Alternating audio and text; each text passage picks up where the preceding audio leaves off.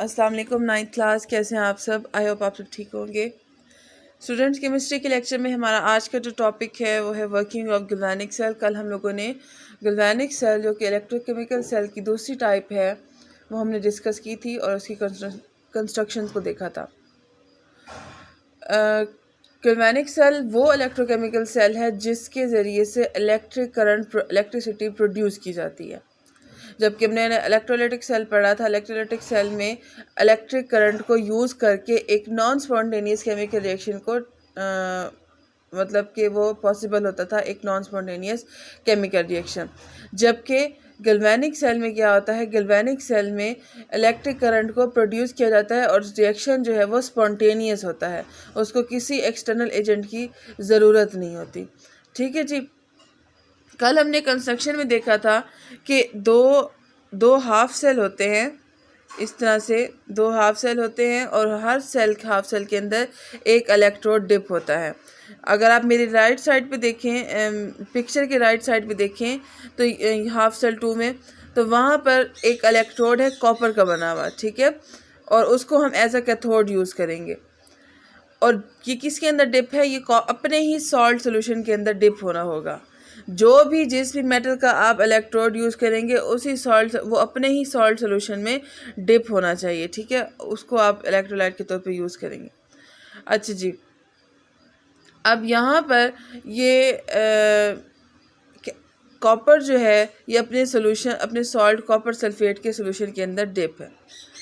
अगर आप मेरे मतलब पिक्चर के अगर लेफ़्ट साइड पे देखें तो यहाँ पर जिंक को एनोड के तौर पर यूज़ किया गया है और जिंक के ही सॉल्ट यानी कि जिंक सल्फेट के अंदर उसको डिप किया गया है। ठीक है, ये तो दो इलेक्ट्रोड हो गए। अब इनको कनेक्ट किया गया है वोल्ट मीटर से कनेक्ट किया गया है और एक एक्सटर्नल सर्किट के ज़रिए प्रोवाइड किया गया है for movement of electron from anode to cathode. Then एक बहुत इंपॉर्टेंट चीज़ जो कि यहाँ पे मौजूद है वो है सॉल्ट ब्रिज। सॉल्ट ब्रिज क्या होता है? Salt bridge connection basically provide करता है इन दोनों सेल को और इसका सबसे इम्पॉर्टेंट जो काम है वो है कि ये न्यूट्रल रखता है दोनों सेल को बाय माइग्रेटिंग आइंस। अगर देखें ना, यहाँ पर अगर पॉजिटिव रहे, फॉर एग्जांपल यहाँ नेगेटिव रहे, तो इस चीज़ को ख़त्म करने के लिए और न्यूट्रल बनाने के लिए ताकि कोई प्रॉब्लम ना हो, ये आइंस को माइग्रेट करने के लिए रास्ता प्रोवाइड करता है।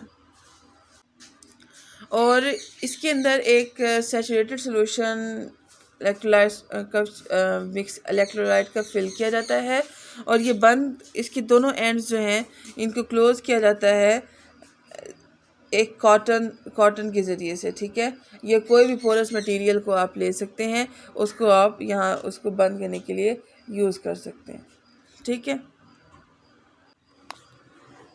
तो ये जो है इसके एंड्स कॉटन की मदद से सील किए होते हैं ताकि जो अंदर मटेरियल फिल है, इलेक्ट्रोलाइट फिल है, वो भी बाहर ना आए और जो आइंस हैं मटेरियल एक कंटेनर से, एक सेल से दूसरे हाफ सेल तक वो ट्रांसफ़र भी पॉसिबल हो सके। ठीक है जी। एक और इम्पॉर्टेंट पॉइंट जो यहाँ पर था कि हमने जब इलेक्ट्रोलाइटिक सेल देखा था, इलेक्ट्रोलाइटिक सेल में एनोड पे नेगेटिव चार्ज था जबकि कैथोड के ऊपर एनोड के ऊपर पॉजिटिव चार्ज था इलेक्ट्रोलाइटिक सेल के केस में और कैथोड के ऊपर था नेगेटिव। लेकिन यहाँ पर एनोड के ऊपर है नेगेटिव चार्ज और कैथोड के ऊपर है पॉजिटिव चार्ज।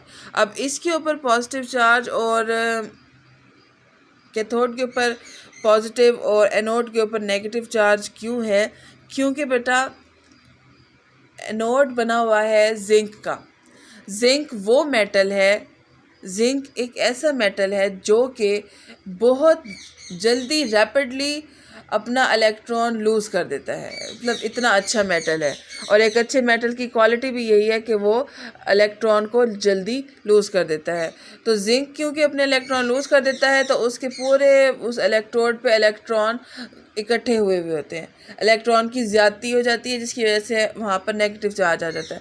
होगी वहाँ पर ऑक्सीडेशन ही।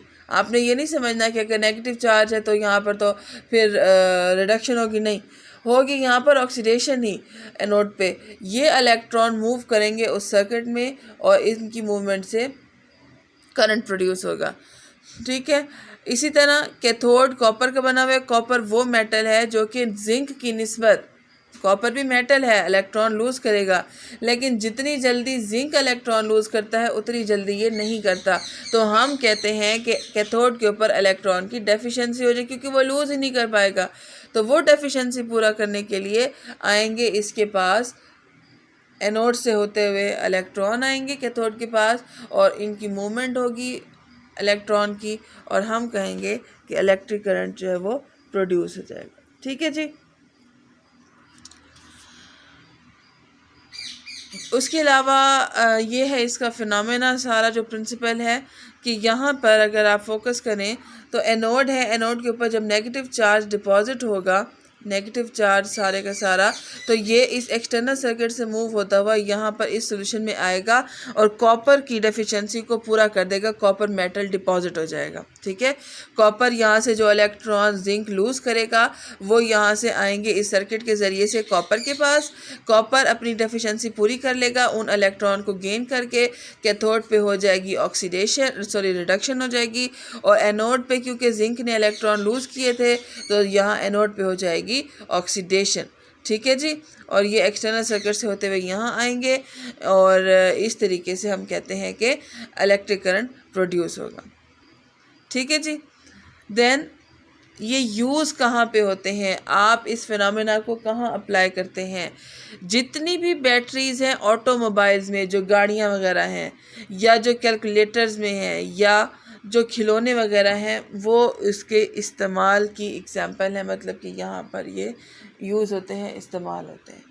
ठीक है जी।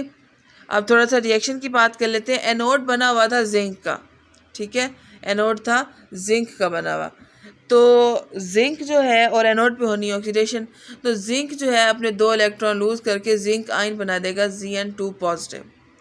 ठीक है, अब ये 2 इलेक्ट्रॉन गेन कर लेगा, वो एक्सटर्नल सर्किट से मूव करते हुए जाएंगे कॉपर के पास, कैथोड के पास, कैथोड बना हुआ होगा कॉपर के पास, कॉपर जो है वो उसको गेन कर लेगा, Cu2 पॉजिटिव उसको गेन कर लेगा, और कॉपर मेटल वहाँ पर डिपॉजिट हो जाएगा।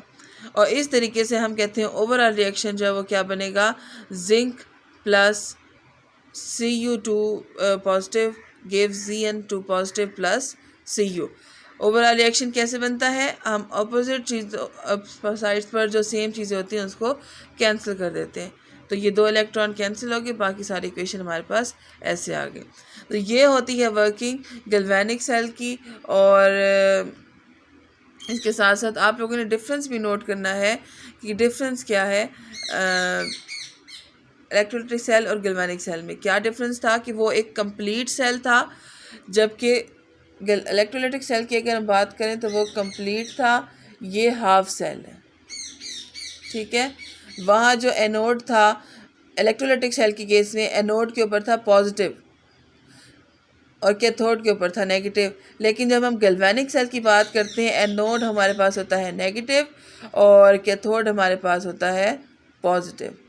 इसके अलावा वहाँ पर सॉल्ट ब्रिज नहीं था, यहाँ पर सॉल्ट ब्रिज है। ठीक है, वहाँ पर इलेक्ट्रिक करंट यूज़ किया जाता था, यहाँ प्रोड्यूस किया जाता है।